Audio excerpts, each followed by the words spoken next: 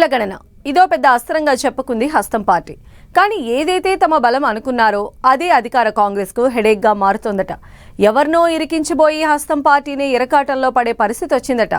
BC నినాదంతో champion గా నిలుద్దామనుకుంటే చిత్రమైన పరిస్థితి ఎదురవుతోందట. కులాల లెక్కలు బయటపెట్టిన అధికార పార్టీకి సొంత గూటిలో పదవుల సెగ మొదలైందట. కార్పొరేషన్ పదవులను జనాభా ప్రకారం పంచాలన్న డిమాండ్ ఊపందుకుందట. పార్టీ అగ్రనేత చెప్పిన స్లోగన్ ని ముందు పెట్టి పదవుల కోసం పట్టుబడుతున్నారట హస్తం పార్టీ లీడర్లు. కులగణన రిపోర్ట్ కాంగ్రెస్ ను ఎరకాటంలో పడేస్తుందా? కులాల జనాభా ప్రకారం పదవుల కోసం నేతల డిమాండ్. మేమెంతో మాకంత అంటున్న ముదిరాజులు యాదవులు. తెలంగాణ కాంగ్రెస్ లో సోషల్ ఈక్వేషన్ టాపిక్ హాట్ గా మారుతోంది.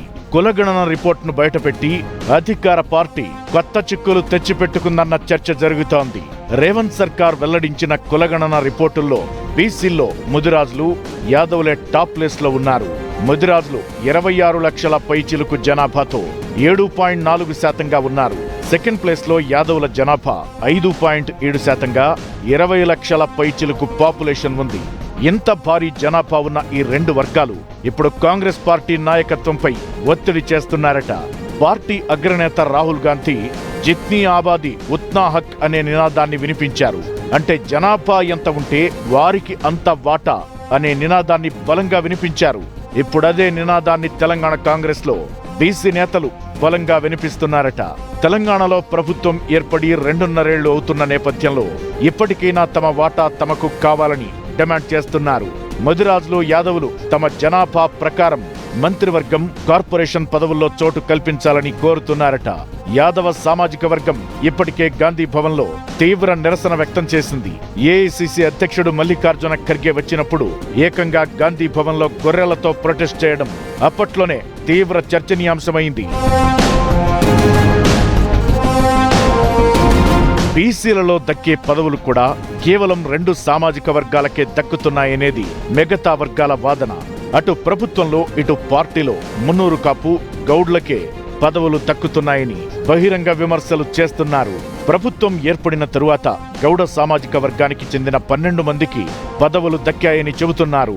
మున్నూరు కాపు సామాజిక వర్గంలో 9 మందికి పదవులిచ్చారని అంటున్నారు. జనాభాలో అత్యధికంగా ఉన్న ముదిరాజ్, యాదవ సామాజిక వర్గానికి మొండి చెయ్యి చూపుతున్నారని రగిలిపోతున్నారట.